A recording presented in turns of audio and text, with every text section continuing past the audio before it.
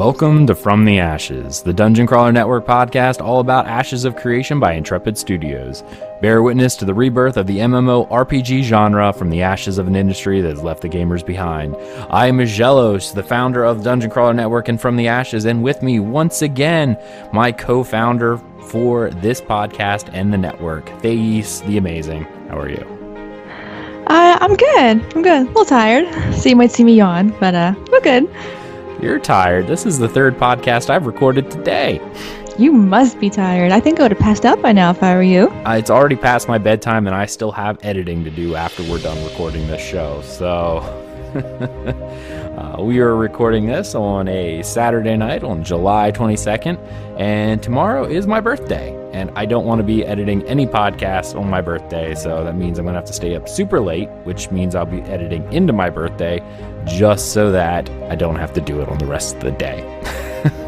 I was thinking that is because it's 30 minutes, so you're still going to edit on your birthday at some point. Still going to edit on my birthday. Yes, you are very much correct on that. So we're here again with our Pillars of Creation segment, where Thais and I sit down and we talk about the current news in a more of an opinionated form than what we would on our normal Ashen news segment, which we just tell all the news in a very succinct method. There we go. That's the word I was looking for. So let's go ahead. What we're going to do for tonight is we want to talk about the July 18th live stream, and particularly some of the Q&A that we've seen on that live stream. Now, before we do that, we did get to see a little bit of the arenas that they are working on for the PAX demo, including the Metropolis demo and the Snowy Fortress demo that we've seen of those arenas.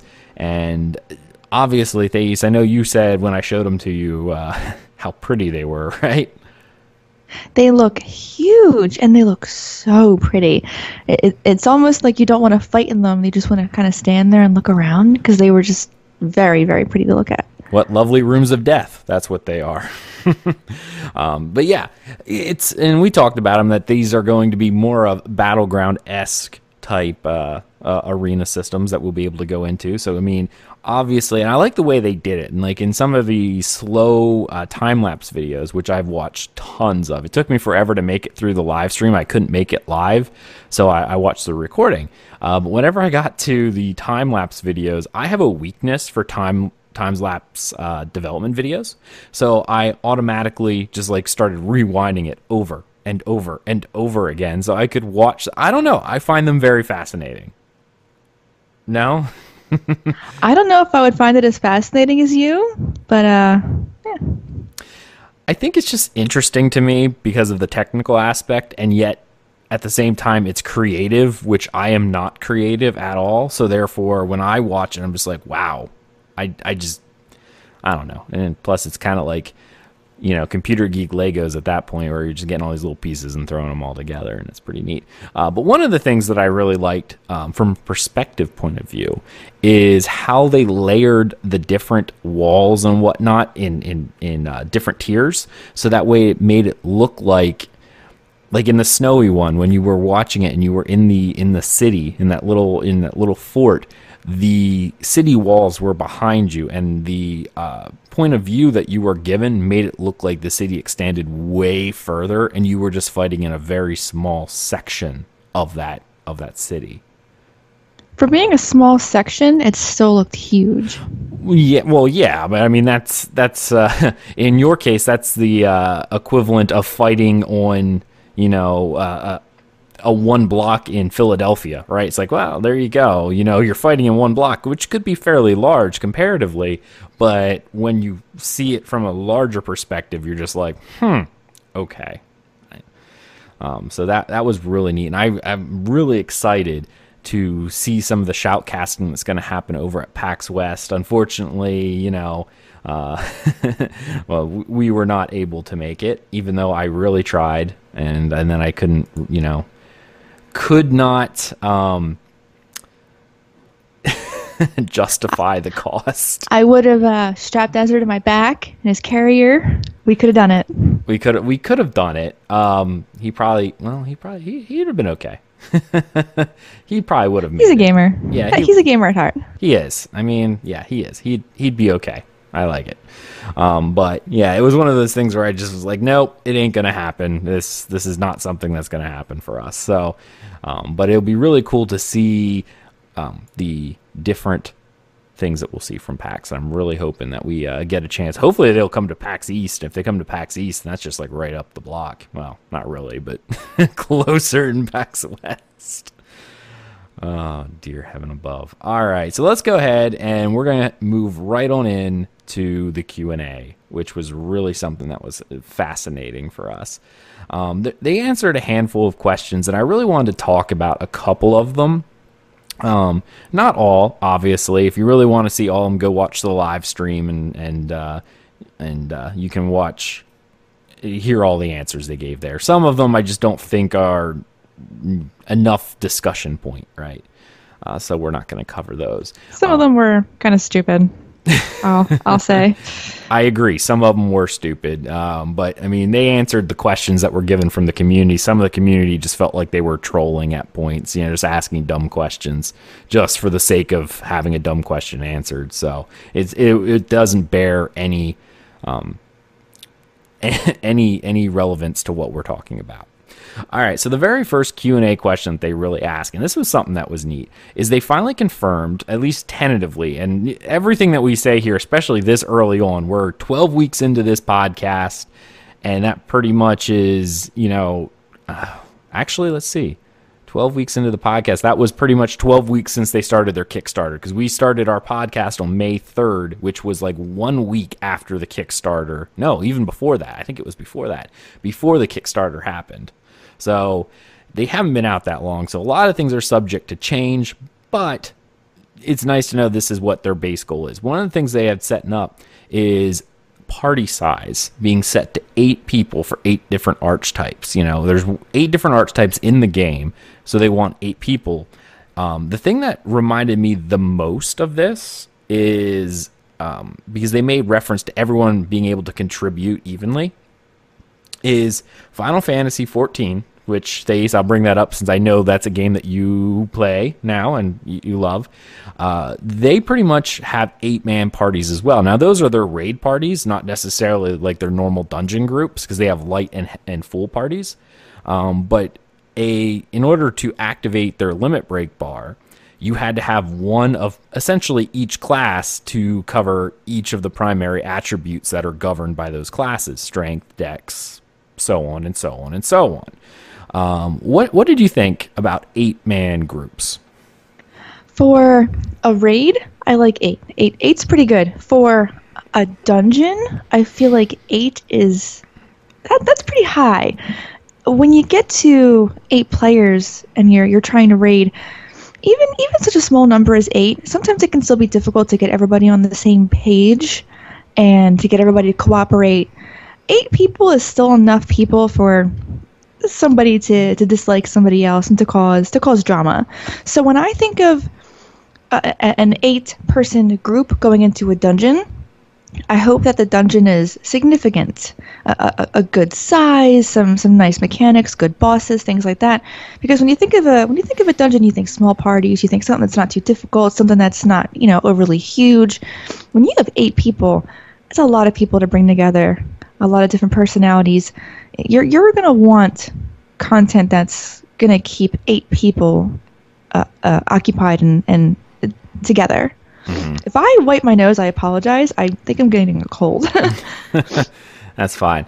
I actually like 8 parties. This is very reminiscent of the first game that I played that actually had a party system that's more akin to what would be a normal MMO, and that was Dark Age of Camelot. It had 8-man parties for almost everything. Like, that was what your max party size was, 8. Or was it 10? I feel like it was 8. I don't know why I was thinking 10. But, yeah, no. But even so, it wasn't until the World of Warcraft era did a party get dropped down to 5. That's actually my favorite number for dungeons, is 5. I really do. I like 1 tank, 1 healer, 3 DPS. That, to me, is just perfect. It's the perfect size. Is there any reason why you say that's a perfect size?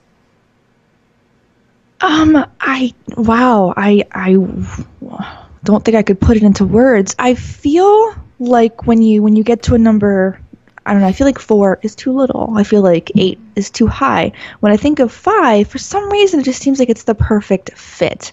Getting 5 people together, I guess it's really not that hard. There's not too many people. With 1 tank, 1 healer, 3 DPS, there's enough people that you're putting out enough damage that the dungeon isn't going too slowly. That's a good amount of people to keep everybody occupied with different classes. The only problem with the higher number you get is redundancy when it comes to classes. I can't stand going into a dungeon and seeing 2 bards, or because Final Fantasy parties are only 4 people, or going into a dungeon in WoW and seeing 3 mages, things like that. So when you think of 8, I wonder how many classes are going to overlap, because even though they're doing it this way to make the dungeons, to make the parties diverse, you're not going to get every class in every single party. And this is something where I actually have planned to talk about in a later episode, but even if you got one of every class in the party, or even multiple, you got to remember we have that secondary class system. So you may have 3 mages in the party, but they could be, a mage summoner, a mage cleric, and a mage warrior for whatever reason. Those subclasses will affect the way and the augments that are applied to those skills. In this game, that'd be great. But in Final Fantasy or WoW or Rift, things like that, you get more than 1 class and you're like, oh my gosh, there's 3 hunters in here. Like, come on. Right. I forget what they said at this point. With 8 and 8 combinations, how many different combinations you'd be able to get? I think there's there's 8. Yeah. I'm trying to remember. Did they say that this is the number that's going to be in for raids too? Raids are multiple party groups, up to 40 people, I think, or higher. That's going to be insane. Yeah. No, I like those older. We've been spoiled lately with the only having small groups to do stuff. No, I played WoW back when there were 40 raids. It was hard, and it was chaotic, but it was fun and chaotic. Fun and chaotic, yeah. I mean, that is definitely something that you could say about that. And I don't know. I'm glad to see larger group sizes, because even if 8-man groups are like a max for almost anything, that makes me very excited to see what raid content we will have when a base group is already so high. One question which wasn't really asked, but we were going to talk about earlier because they kind of talked about it, and I have one more comment on why I like 5-man groups. Well, okay. It makes the tank's job harder, trying to keep aggro away from 4 extra people instead of 3. So it makes it much more fun to play as a tank. Well, now you can play as a tank and keep it away from 7 other people. So there you go. Yay! We didn't really talk too heavily when we talked about the arenas, but one of the things that they really mentioned, and when we say arenas, they're actually going to be more like Capture the Flag or King of the Hill. Not Capture Flag, King of the Hill, because it's control points. What's very similar is Guild Wars 2 and their control point system. Remember when you played one of their maps, you would sit on a node and take it, and then that's essentially what these arenas are going to be. The only one that's confirmed to go to PAX is the Metropolis one, the desert one right now. They want to get the snow one in, but it all depends whether or not they finish it. But the maidens and the serpent statues are acting as the control points. But there's also an effect of team deathmatch where you earn points by killing players, similar to Guild Wars 2. But one of the people will randomly be assigned a captain, being captain of the team, and they're worth 3 times the points. What are your thoughts on that? I hope I never get assigned a captain, ever, because any team I'm on will lose just automatically. I'm glad you mentioned about the statues, because as I was watching the video, I was wondering what the deal was with all the statues. So I'm glad you brought that up. Someone just like snakes, I guess. I'm really excited about that because I enjoy Battlegrounds. I'll bring up WoW. I enjoy WoW's PvP Battlegrounds more than WoW's arenas. Arenas to me was just too stressful. It was just too hard. I could not do it. But when it came to battlegrounds, it was fun. It was still hard, but it was fun to do. It was really enjoyable. Nice. And with the size that these arenas look to be, and with 8-man parties, I feel like this is going to be something that is going to be very enjoyable to do, especially if, I believe you were mentioning that climates and the environment will affect how the arena, works. So all those elements together, this is really building up to be something that's going to be amazing. Yeah, and there were some notes that they made during it, like the snow arena, that there'd be rocks and fog and fire and stuff like that going on, as well as siege happening around the town. So there's chances that like a stray trebuchet shot could come landing down the ground. They said something very similar about the Maelstrom arena, where they wanted to provide a way of having these randomized traps, if you will, that while you're playing, if you're not paying attention, something bad could happen. It gives a little bit more dynamic play to these battlegrounds. I feel like whoever is assigned captain is who the opposite team is going to be targeting the most, no matter what. Oh, yeah. As in, no, they're not going to be killing other people as much. So, in my head, I think of everyone going after the captain and then having one person who's essentially the runner, who would run around the map trying to take points while the captain tries to hide and stay away from the opposite team. That's what I think of in my head when I picture that. Hey, if I'm the runner, we could totally win, but not if I'm the captain. Yeah. Well, I mean, obviously that's going to be... I'm curious if after a captain dies, what would be kind of neat. Because, you're playing one of these games, right? And you are marked as a captain. Okay, you die. People kill you. You get 3x the points. When you die, it would, people would still be gunning for you when you respawned in one of these. But what if when you died, the captain went to somebody else randomly? So you had no idea who the captain was next. Like you passed your, before you died, you passed your leadership on to somebody else, right? And then the other team could be gunning for you, but then when they kill you, you're like, oh, you're only worth 1 point again. What's the deal? The captainship or whatever transferred from you on your death to another live member of the party.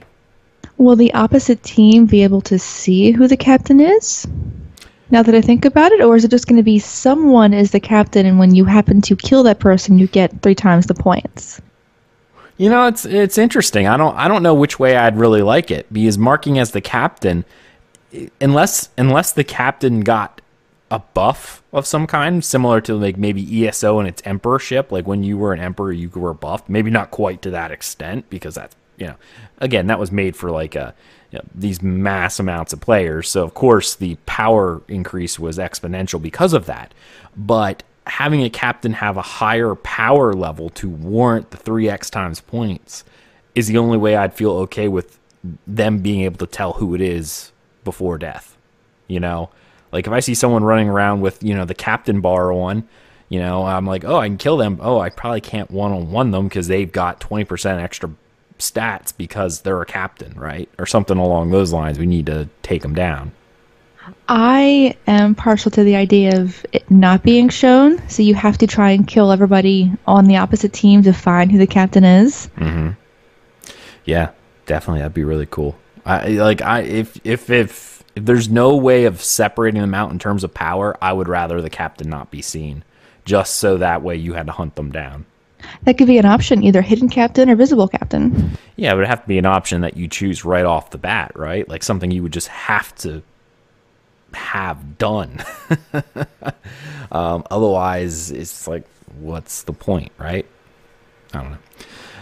All right, so next up we had about the question was asked whether or not different races will have different base stats for an identical class, and it was actually something that's kind of neat because yes, they will. The races will have different stats just based on, let's say the Kalar humans, for instance. We'll just say they have higher strength and constitution, whereas the elves have higher dex and something else, charisma, I guess. If they're going with the traditional stats, I don't know if they were going to go with that or not, but we'll find out. But if it's only a slight amount, there will be certain, if you're real min-maxer, there'll be certain classes that you'll want to play as certain races, right? And they did mention that the race seeds it, meaning that the race determines your initial stat layout, but your class will actually determine how your stats grow as you level. Your secondary augment will also change it a little bit, but they did mention that crafting professions would not. You know, I mean, someone later on, and I kind of that's good to me. I like that. Yeah, I mean, you want crafting to be something that's not, I don't want to say mandatory in that level. Remember the World of Warcraft era where if you were not, I think, an enchanter and a leather worker, you were intentionally handicapping yourself because you wouldn't have the ring enchants and you wouldn't have the, I think it's the bracer socket or something like that. I can't remember if it was leather worker, but there was something like there was a best in slot setup for crafting professions that you could have on a character in order to make sure they had the highest possible stat gain, right? Yeah. Okay. I have two things to say about this. Now that you mentioned WoW with their professions giving stats, I'm actually sad that that's no longer in that game because I liked that it did that. It gave you a reason to pick and choose the profession you wanted, whether you wanted the extra stats on this and what stats would that give you, or on this item and what would that give you. I think that it added an extra level to the game to customize your character. So now that you mentioned that, I'm like, oh, well, crap. And then with the races having different stats, I can't stand that. I really can't. That means that every archer is going to be an elf and every warrior is going to be a human, because you can't just be who you want to be no matter what. You're going to be looking at the stats and going, oh, well, I want to be a healer, so the lizard guy's got 1 extra point in charisma, but this guy he doesn't. So you're going to be seeing specific races that are all the same class because it's going to be what's best. Even though your class will grow it, that those minimal points and those specific stats will matter to a lot of people. Right. Oh no, they definitely will. It's like that in ESO right now, where the stat gain per class is generally not that much. You didn't think it would be, but there's certain classes that are just are races that are above and beyond pretty much any Magicka build. If you're not an Altmer, or if in some cases a Dunmer, if it's fire related in ESO, stamina. I think the only choice for stamina right now is Red Guard. Like, if you're not a Red Guard, you're not doing it right, essentially. That kills me. Yeah. I'm not one of those people, though. Whatever race I like the most, whatever class I like the most, that is what I will pair together. Just the heck with the stats. I'm similar. I'm like, when I play ESO, I'm a Nord. I've been a Nord since Morrowind. It actually was one of the worst races in the game up until recently, and it's still not great, but it's better than it was. Nord was terrible when the game came out. I still love my Nord, and I'll still play him forever. Next question they asked was, will there be any zones with permanent climate? And this is actually, I mean, it's kind of a fluff question, but it's something that's interesting. They pretty much said that there will be certain biomes in the game with a fixed climate. So it's not affected by the weather system we saw earlier. Like, even if you're watching the video right now, it's actually fantastic because the video just switched from fall to winter.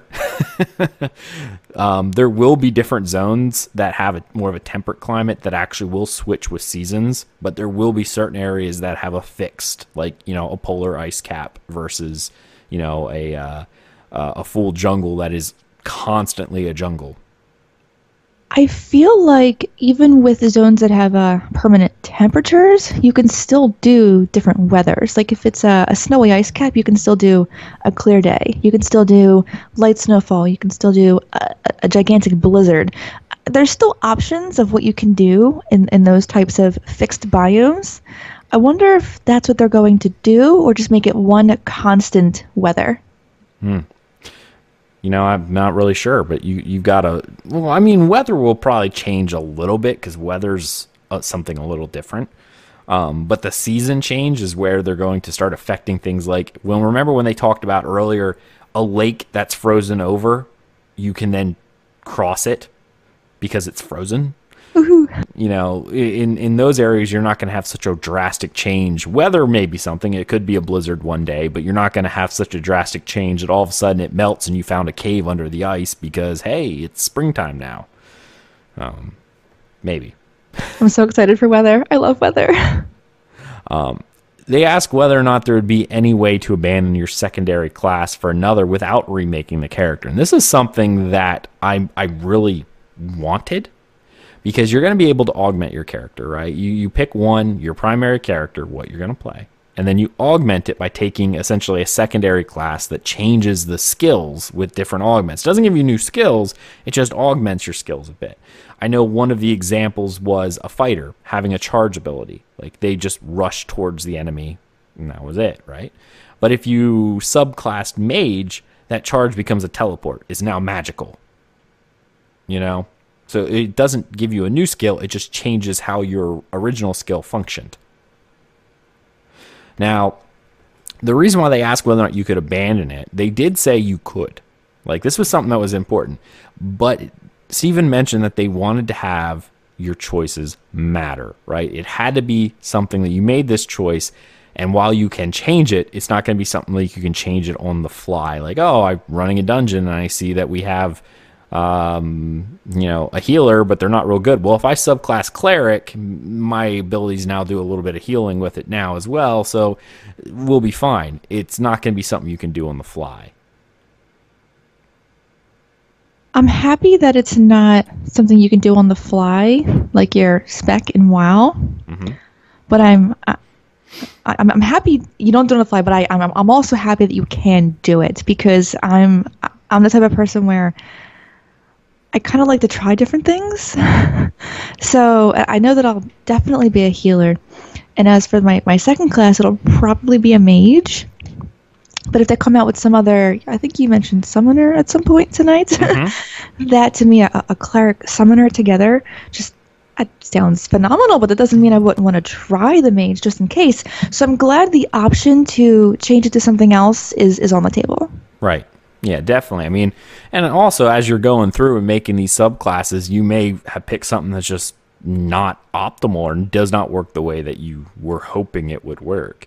So you don't want to be, you know, on a character. Like, I play one character, and that's pretty much all I play.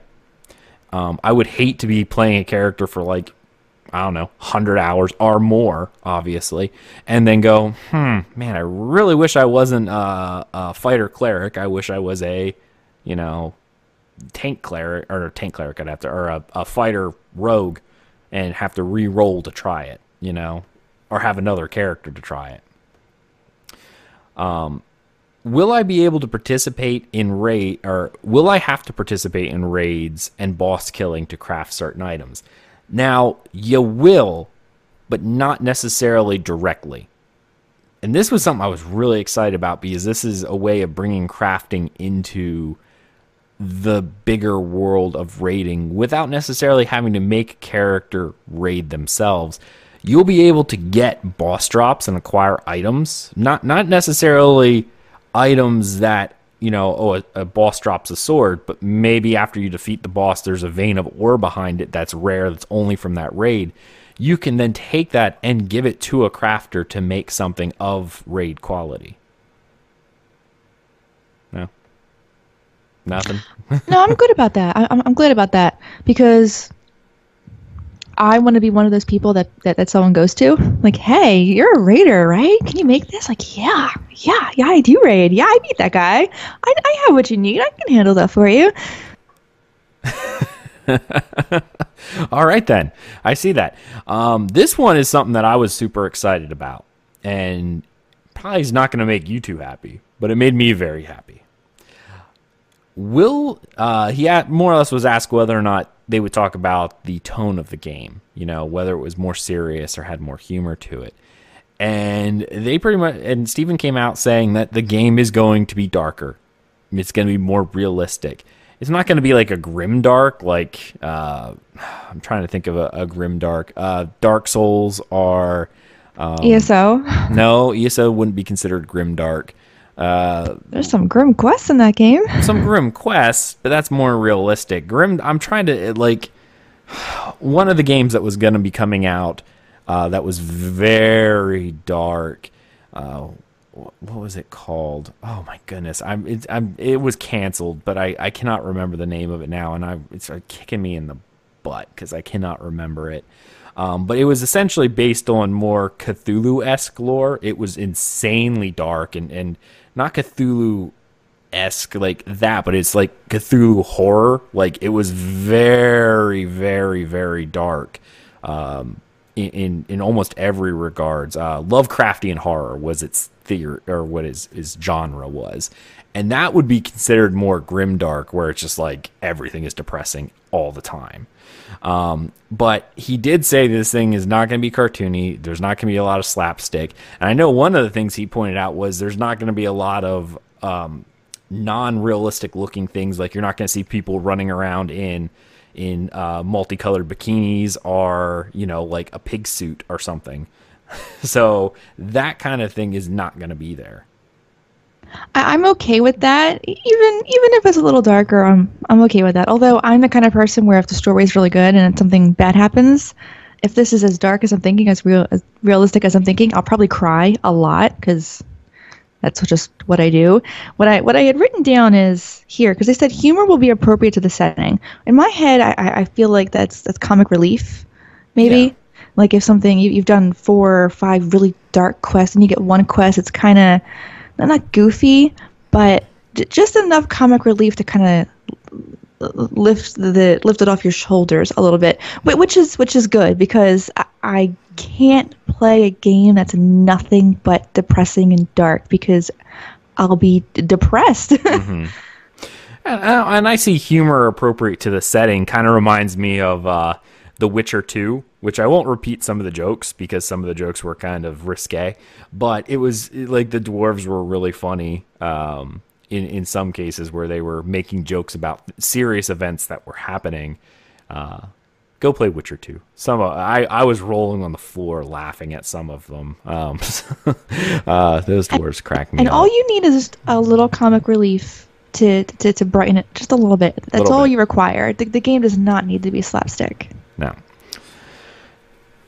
If you, they talked about in-node housing and whether or not housing would still remain if it was attacked, like the node was attacked. And this one, static housing, if a siege is successful in a node, like we talked about before, remember you were able to buy a house at its earliest stages, and it's all in nodes, so there's only a limited number of houses, right? And as the city grows, there'll be more slots, but that's all there is. If a node is actually sieged and it's successful, static housing will no longer exist. Like it will be destroyed.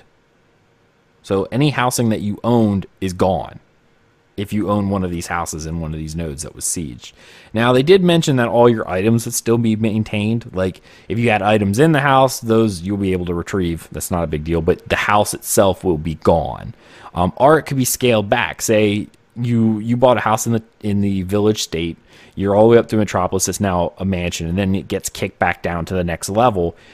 Your mansion will shrink down to a different size house, the one in the previous tier, right? So that was something that was interesting. Like apartments are gone. Like if it's successful, the only building that there was an exception for was freeholds that are within the zone of influence.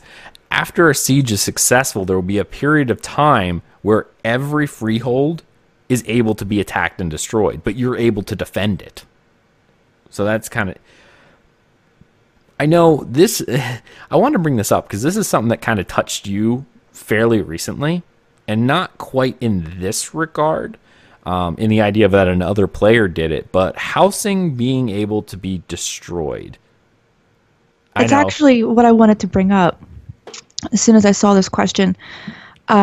I played Final Fantasy XIV for a very long time, and when I got my house, any item that I had gotten over that length of time, any event, any holiday, they were in my house, and I loved my house. I had been keeping everything for so long, and when you sign out of the game for a period of time, there's a chance that your house gets destroyed.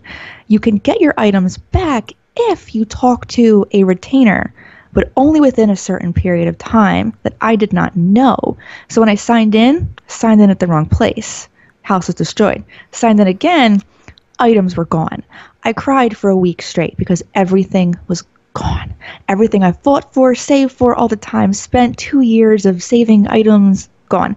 So when I read on this that your items would still be safe even if your house was destroyed, I was so happy, because there's people who spend a great deal of time in their games collecting things that they enjoy, special events that will never appear again. So I know that my heart sung when I read that your items are going to be safe if your house is gone. Like, yay! Yeah. I mean, in this particular thing, like you said, nothing in this world is 100% permanent because of these ideas of siege and player agency. I think this is going to be something that hits players hard. At least, let me take that back. It's going to hit entitled players hard. And that's something that we talked about on another show that I did today. The idea of entitlement generation, where I deserve this, I deserve that. And the idea of people not liking the idea of things can be lost.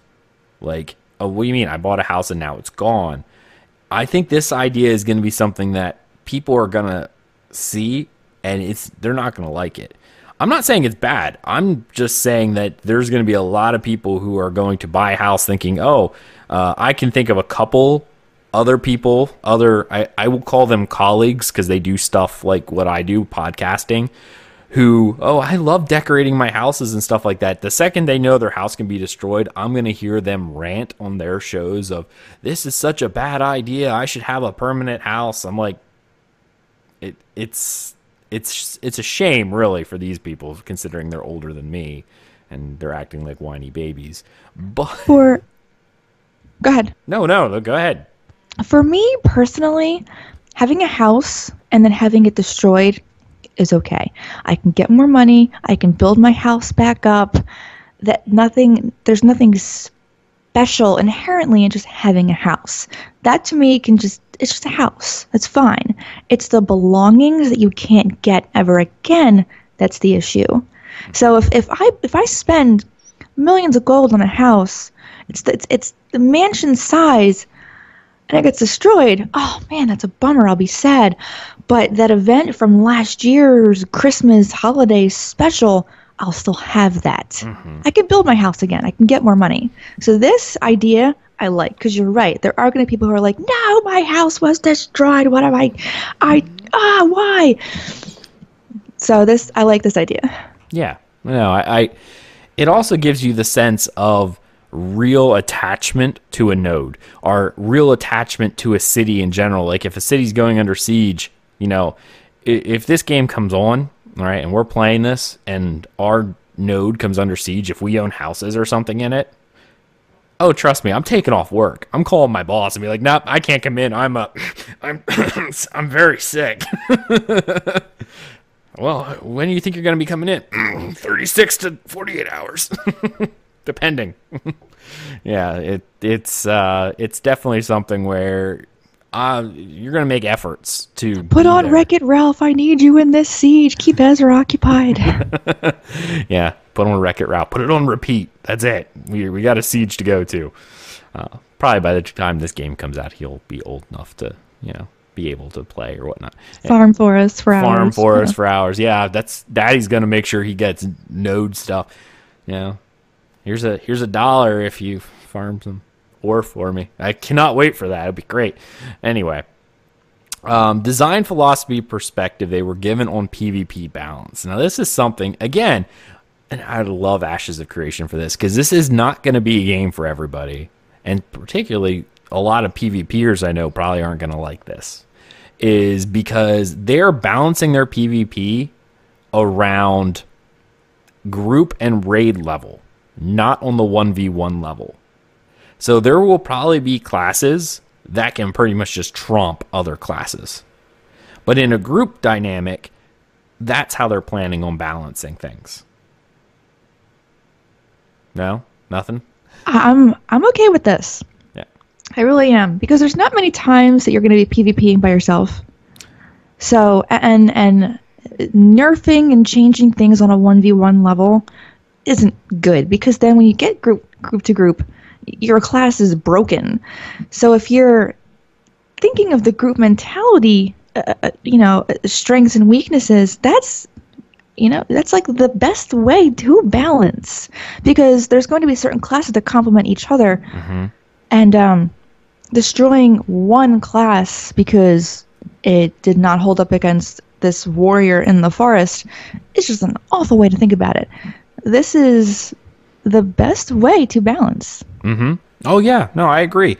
There doesn't need to be this solo mentality for PvP, and not every PvPer is going to be like this. I know a lot of people are like, finally, it's not going to be any more of this balancing or manipulating skills because it's too powerful against so and so class. It'll be more along the lines of it's too powerful for in a group setting or something along those lines. And a lot of the more group-oriented PvPers are going to love it because they'll be able to figure out one of the better setups and roll with it that way.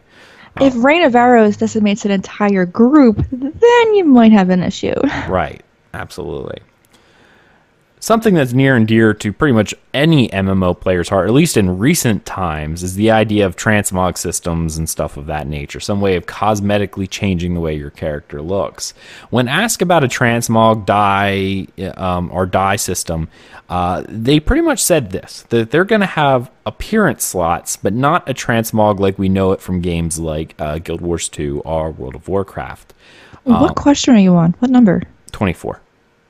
We're a lot of them were, I told you, we're jumping around because some of them are just like nothing. So we're only hitting the ones that are actually relevant to discussion or give us something that's more discussion worthy.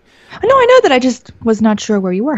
Oh yeah. So if anyone wants to see these questions, just go watch the latest live stream and you can listen to every single one if you want to.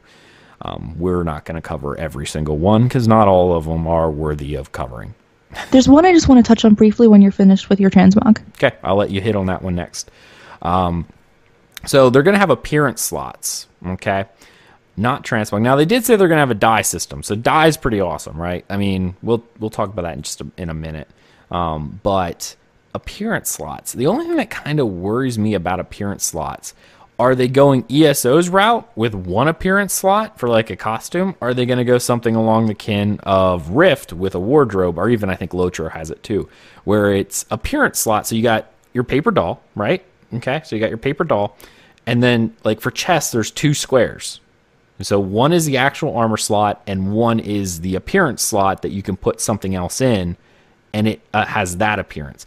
A good example of this also would be on a smaller scale, Terraria has that. You have your one slot, which is all your armor, and then you have that second slot, which anything you put in that, you don't get any stat bonus, but you get the visual appearance. I think I would rather have the Terraria way because it's such an easy system, and it gives you a couple slots, but not too many. It's not like a crazy amount of things that you can visually change. That would be similar to like the wardrobe systems in Rift and Lotro.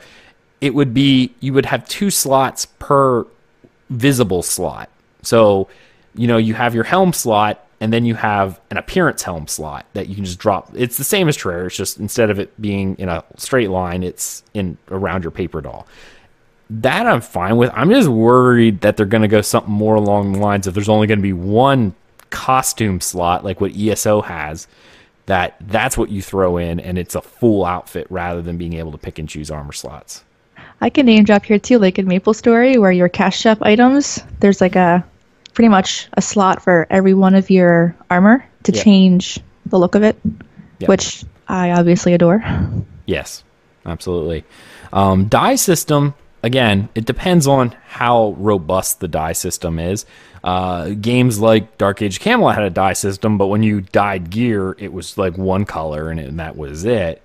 Guild Wars 2? Guild Wars 2 had an amazing die system. My gosh, I'm addicted to their die system. I have so many dies, and I use them all. I change them like every hour. Every hour. That's why you never get any gameplay done. You're just always changing dies. ESO was similar to Guild Wars 2 in that regard. Like their die system, they had the multiple panels, and you were able to do however many panels your gear had. Most was 3. So you were able to change some dies around. That was really cool. So I'm kind of hoping they're going along that route. So now what question did you have that you pointed out? I liked question 22. Okay. Treasure hunter job available with puzzles, traps, and lore via, Tomb Raider-esque. And they said that maps will promote exploring the hidden treasures, but it won't be a profession. Now, when I think of something like this, it brings me back to Rift. Because in Rift, when you explored the world, really explored, you found puzzles, you found shinies, which were collectibles that you added to. Shut up. Oh, gosh. I hate you and the shinies. But that's what I think of when I think of puzzles, traps. You had to do special jumps to be able to explore certain areas, and there were achievements for reaching these areas and finishing these puzzles. And some of the puzzles were really hard. Mm-hmm. And it added this other level, wrong direction, to Rift, and I loved it. It was so much fun. So when I read this question, I'm like, oh, wow, I wonder what they really are going to add to this, because this world is already so vast. So there's I think I've said it before, there's only one way to go, and that's up. So I feel like if they added puzzles and things like that, it would be just a great addition to the game, and that's just what I wanted to touch on. Now, and again, I actually already have this as something we're going to talk about in further detail in a later show, but something we can touch on very briefly. Rift had some really awesome puzzles, like really freaking awesome puzzles. Like there was like a tile slide game where you had to move a light color. They were real brain teasers. Some of them were like really difficult to do. I'm just like, what is going on here? And there were no guides. Some of them had no guides. You actually just had to sit there and figure it out. Eventually people tend to figure it. But even the only puzzle that ESO ever had that I just found in Hrothgar, most of them were really simple. It was a Dwemer device where you had to, there was a light on this spherical observatory, and you had to move it so that the mirrors were hitting the light, right? But there were 3 levers, and one lever pulled would move 2 of the mirrors. So you had to figure out, like, okay, if I pull lever 1, it moves mirror 1 and 2. Lever 2 moves mirror 2 and 3, but lever 3 moves 1 and 3. So you would have to be moving these levers to try to make it so that the mirrors were rolling at so you could line them up with the lights. That one was fairly difficult because you actually had to break down and do math. Like you literally had to sit down, okay, all right, I need to move mirror 1 4 spaces, but in order to do that I need to move 2 8 spaces. How am I going to move 2 without moving 1? Well, I can use 3, but then 3 needs to go 4 spaces back. So that was a fun puzzle. And I mean, I sat there for probably about an hour. Eventually I got to the point where I'm like, okay, hold on. And I had to draw it on a piece of paper, and I'm like doing the math, trying to figure it out. I would have spent an hour just flipping random switches until I eventually got it. That would have been me. It was pretty bad like that. But that was pretty much it for this Q&A. There were a lot of other questions, but a lot of them were just something along the lines, they were either silly or just not something worth even bringing up. Example of this would be when you switch your secondary class, will you keep your old progression? Now this was something that's interesting, but the answer was they're still deciding. They don't know. This is actually something I kind of hope they do, because it's like, okay, so you've leveled up and you were a fighter cleric, and then you decide I want to go fighter mage, and any type of progression you had under the cleric subclass, I would hope they would keep. And that way you could switch back and be able to have it, as you were. But maybe that's not something you want if you want changes to or player choices to matter, because if you can switch back without any kind of penalty, that might be why they're thinking no. I think question 30 is pretty relevant. Will there be pie? Yes, several. Meat pies, yeah. Well, yeah, that was the level of questions we were getting. So, Yeah, that was it. So, of course, the next live stream will be on the 28th of July, which is, I believe, next Friday.